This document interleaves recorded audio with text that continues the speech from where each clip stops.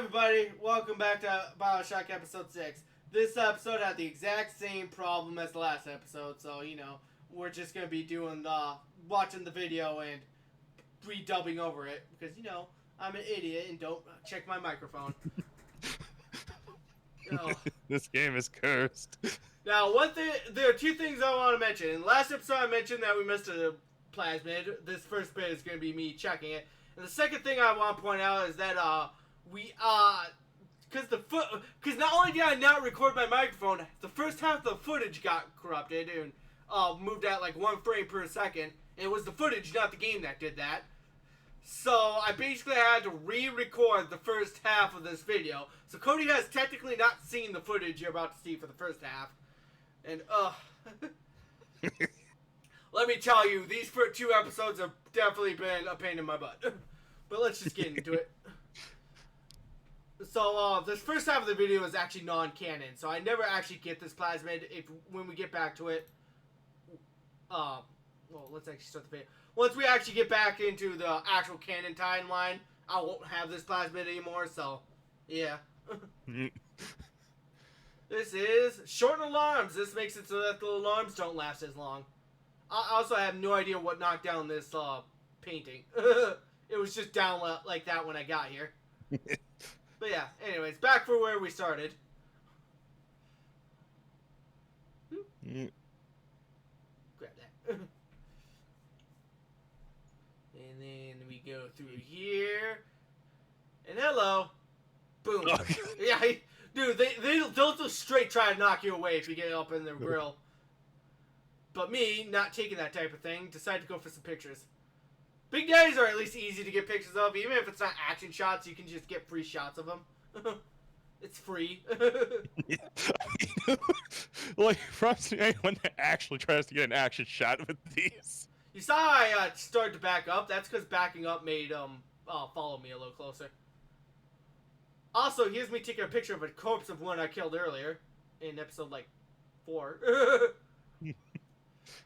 So I hypnotized that other Big Daddy. I learned that the Big Daddies, if you hypnotize them, they won't actually do anything until the enemies start hitting you.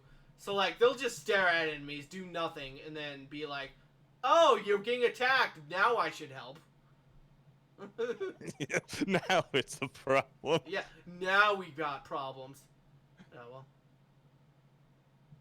Here I am. Oh, and then this plasmid, this just actually appears. This isn't here earlier.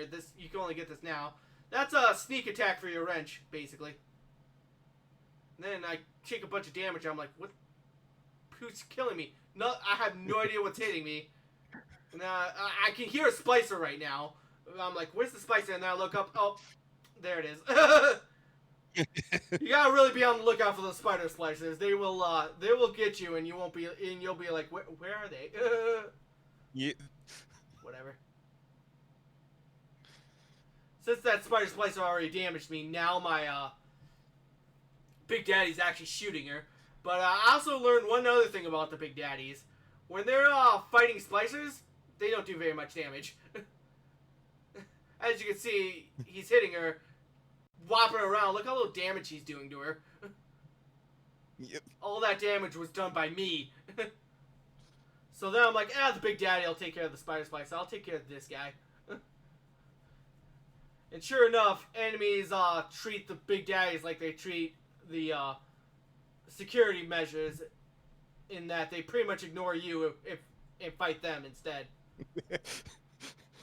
In their defense, the Big Daddy is actually more reasonable. That's true. The Big Daddies are pretty scary. Yeah.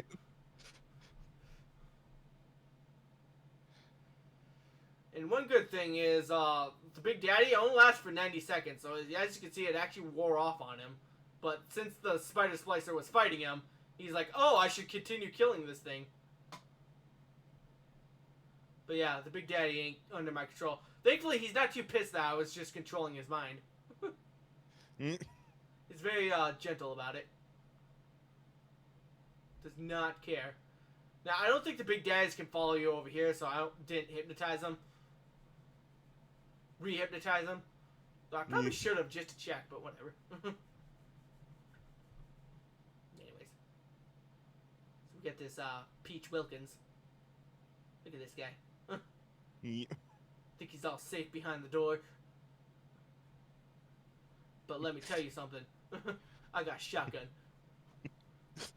And there's nothing that he can do to take away my shotgun.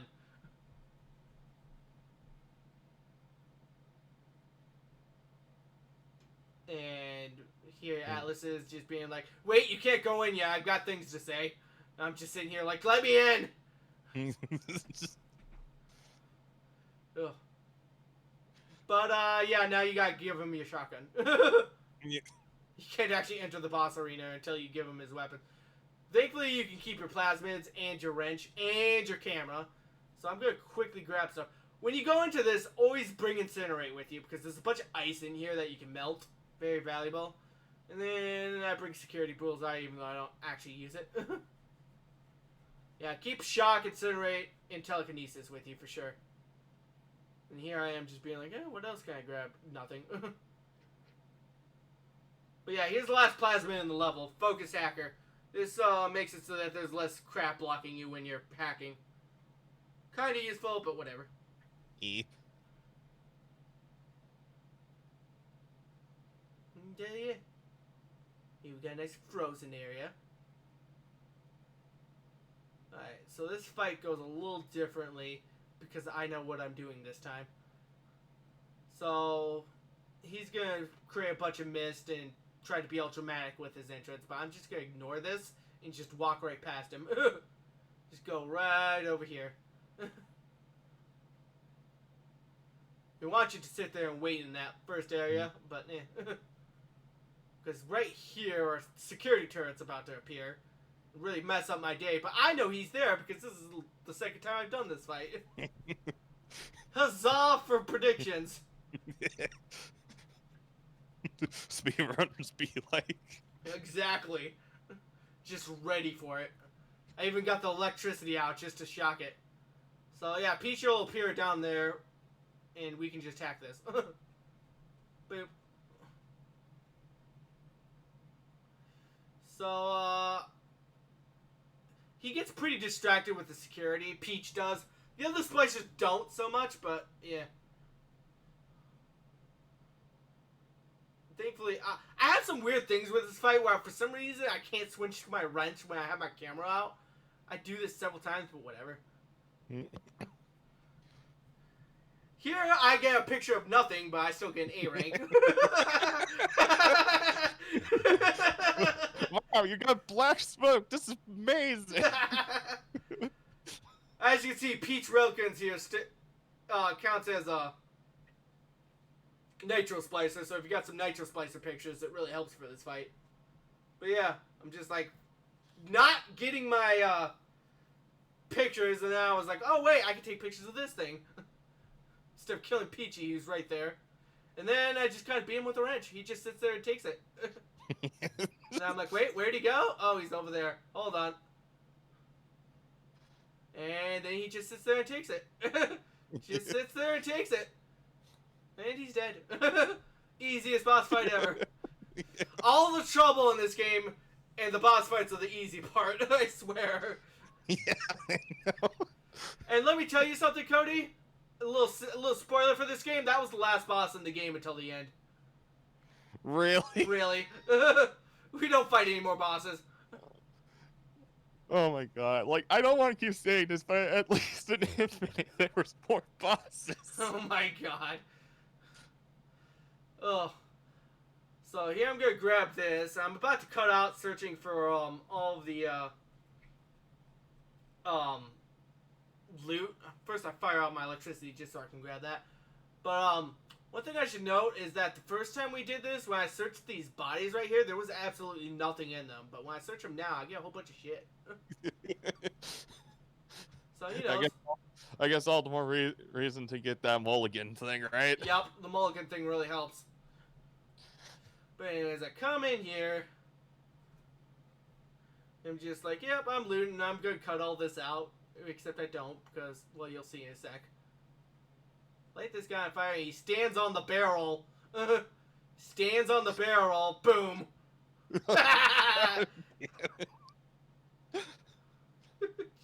Boom.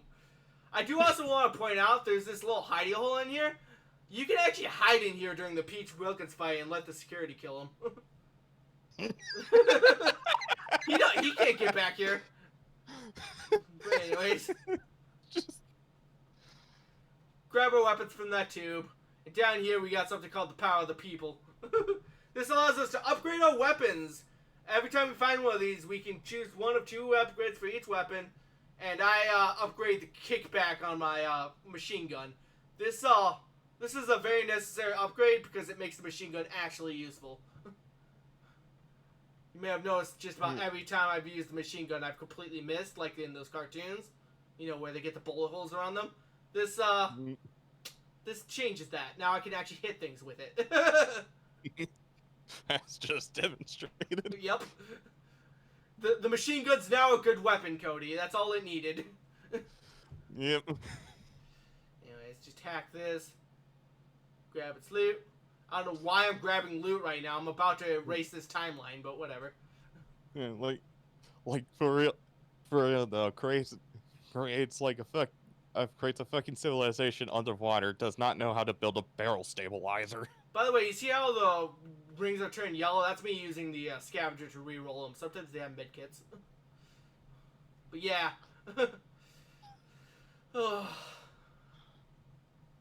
That's all I want to say. And right through here, once we hit the loading screen, that's when the video switches back to what we've seen.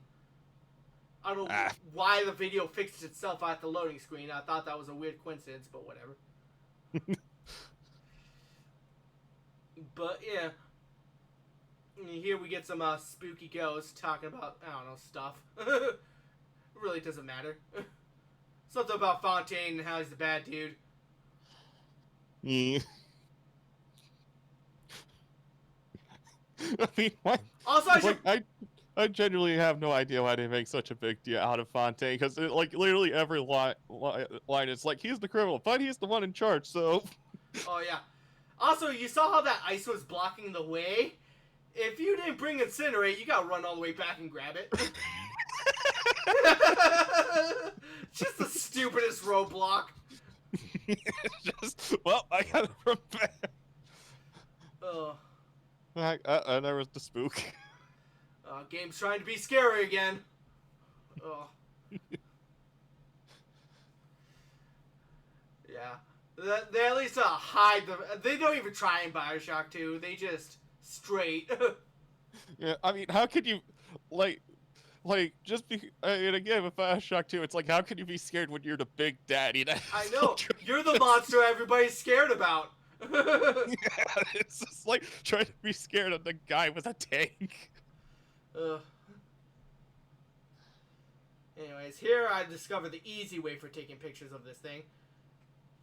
Okay, first of all, no subject in view for some reason. But yeah, it counts as an action shot of the turrets if they're disabled. Which makes no sense. Professor Oak logic at its finest. It's like it's not doing anything, action shot. Oh wow, this electron killed itself. But that's a fantastic shot here. I love Pokemon, especially when they hurt themselves. Oh. For real, Professor Oak's a sadist. Oh, now I want to do an episode on Pokemon Snap. Well, there is the new one coming out. Oh yeah, that'd be great. We could see all the terrible shots of. We just relive calling us terrible shot. Oh my god, shots in HD. Cody, I just thought of something. What if the game and all of Nintendo's recent love of social media is constantly pestering you to post pictures on the social media? Oh god, that's totally gonna be a thing. Oh. And it'd be funny if it like tried to suggest which pictures to do, and it keeps suggesting terrible pictures. Here's this one, literally a coffin covered in smoke. That's gonna be great. So, real quick in plot world right here, we're trying to get this submarine with the Atlas's family stuck in it. As you can Oh yeah, probably guess, when the totally not gonna go wrong sub. yeah, this is the end of the game. We promise sub. Yeah. And there's one thing I didn't comment in our first video, but I have noticed excessively with this. I'm gonna call it cutscene. I'll explain it in a sec. But give it a sec. So here we have Atlas. This is the first time we've seen him. He's all like, "Yeah, hi family. That's totally gonna live through this here in a few seconds." Andrew Rhynes comes in. He's all like, "Yep." Yep. You can't see the photo on the screen, but he's totally there. But Andrew Ryan's all like, okay, here we have a bunch of splicers attacking Atlas. Atlas is in this great fight for his life. You hear the splicers fighting and Atlas shooting in this section, and we can't see it. There's this amazing fight going on, and they're not showing it. They're like, implied awesome fight going on. It's just Bioshock and shell. There it was. Oh, the splicer that doesn't have an animation falling down. Feet first, just standing in air. God damn. This game, I swear. The best part of this full episode. And then I get a shock shot. It's just after getting blue balled at every corner, you just get a minion that doesn't work. Oh. This is the redo. This is supposed to be the better version, guys. I promise.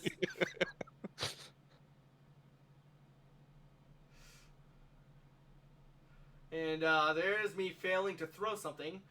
I guess holding an explosive item in front of bullets is not a good idea. And oh look, I died. What kind of horrible consequences could be in store for me for dying? I am 5 feet behind myself. That was my consequence. Revert splicer for spawn camping. God. And then I'm trying to pull the same trick. It doesn't work. And I'm like, you know what? Machine gun. Because you know what? The pistol's now not the only gun that's good at our range. The machine gun now is too. Yep. Definitely the best upgrade you can get. Oh, by a mile. By a mile. The other upgrades are pretty good. We'll get into them when we get into them, but that one's definitely the good one.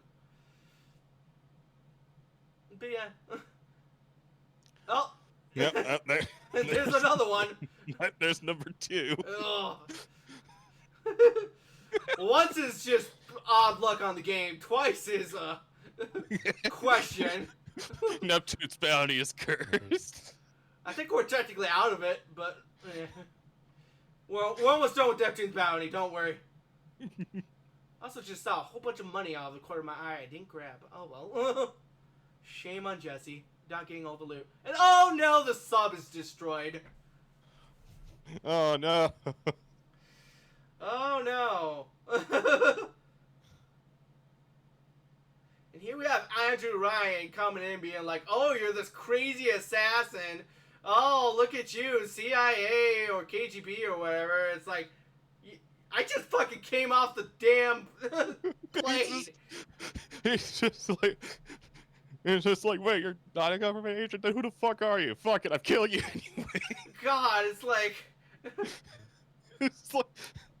It's like this entire storyline could have been if solved if Ryan had a few brain cells and was just like, oh, you're not associated with this. Here, let me help you out here. Yeah, I know. If anyone could be like, yo, have a trip back out, it'd be Ryan, but no. Here, he controls the splicers. The splicers could, like, lead you by the hand and be like, hello, gentlemen, let me lead you to this place. No. Okay, maybe not them, but the big daddies. Definitely, well, I actually don't think the big daddies are in control of Andrew Ryan, but, whatever. Doesn't matter. Doesn't matter. Bottom line is... Yeah, I mean, like, even if they're not in his control, he probably has the plasmid to control them anyway. Oh, yeah. Oh, well. So, yeah, here I am. More crates. These crates that never have anything value in it, but I keep looking in them. Maybe this one has cool shit. Oh well. Anyways. New area. This is Arcadia. It's green. Yep. This is the place where they grow the plants that provide the oxygen. Also, graves. I just noticed that. Graves. Yeah. Why are they doing graves in this place? Well, I guess when you think about it, dead bodies would be the only type of fertilizer you'd have down here. That's actually a good point. That sounds kind of dark. I was like, yeah, probably cremation's good. Nope. Well, this guy's got a freaking coffin. Wait, they're in coffins? That defeats the purpose of using them as what the? Wait. I don't get the logic. This is no wonder Asher's a failure. It's an engineering nightmare. So I think it's very possible this is like one of the rich people parts of the town. It's possible the rich people are paying to be buried. Well, I mean, yeah, but still. Oh. You can at least assume that there's coffins under the ground too, which that volcanic string dirt. I don't know. If I was here, I'd want to be like shot out into the sea, but no. Yeah, the more you think about this place, the more you realize how terribly designed it was from the get-go. Anyways, kill that guy. Oh, he disappeared. That's a new enemy. These are Houdini splicers. They're a pain in the ass. Yeah. We'll get into them in just a sec, but look at this nice little area. Okay, so this is something that kind of annoys me in the game. We just picked up this video, right? Because we picked up this video, we can't actually hear what these ghosts are saying. So this video, this little audio tape is erasing these ghosts, and then we just pick up another audio tape, and it's like, Jesus Christ, game. Spread these out, man. Place them in good spots.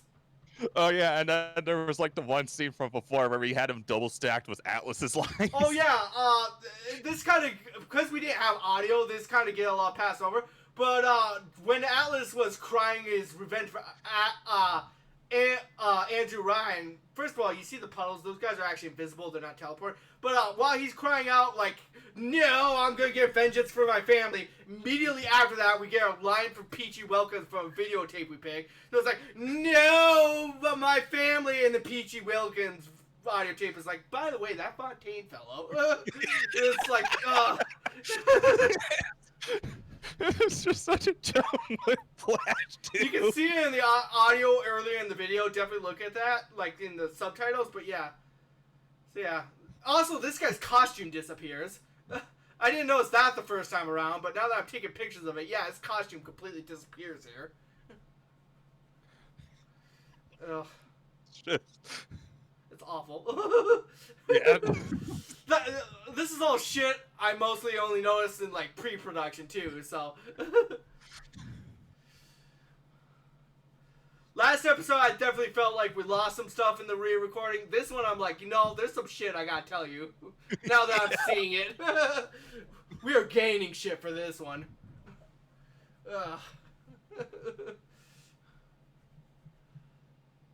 Anyways, there we see explosion. I'm like, is the game trying to scare me? Because there's no enemies right here.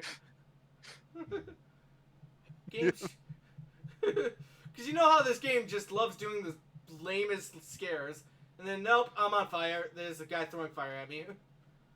So, one thing about these Houdini splicers, and this kind of cheesed me off a little bit about this game, these are the only enemies that use plasmids against you.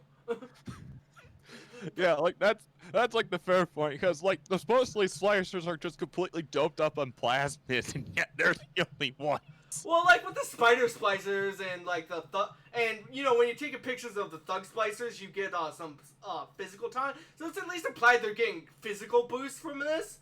But these are the only ones that use like the actual like firebolt on you and like use like crazy teleportation and stuff.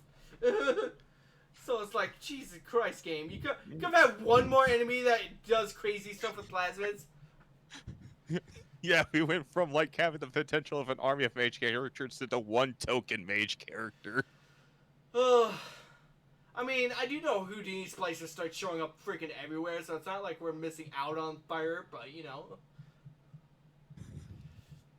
Anyways, here we have this nice little trap that I just backpedal out of. Great Yeah, trap. and then yep, and and he killed himself. Whoops, great trap right there. Definitely net positive on that trap. Houdini splicers, everyone. Oh, I think that one was a thug, but yeah. Oh, it's dumb. Dumb. The greatest toadstool for Arcadia, where the biggest danger is themselves. Anyways, just kill this bastard. And then I think this is the first thug slicer we've seen since they weren't in Neptune's Valley. I will say thug splicers of all things kind of become rare in this game. I don't know why. You'd think they'd be the basic bitch, but whatever. Yeah, yeah, like, it went from thugs to just bullets. Also, you see how this, first of all, we got the sport boost from this thing. This allows me to swing the fence, right? But you saw how the frame rate went down? That was what the video was like earlier, that I cut out the entire video out. So, I kept a little bit of the corruption in there, just to show you what it was like. But yeah.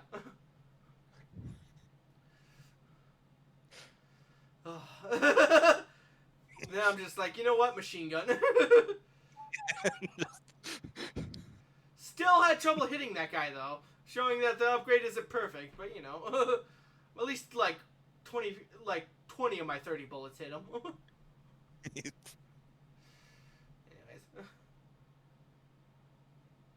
just give this thing a nice little shockity shock. Yeah, very important you get all of the pictures you can. Do not want to screw it up. And then boop.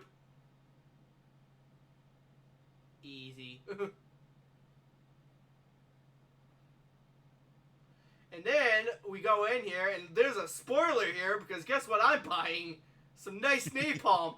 Guess what weapon we're about to get in this level?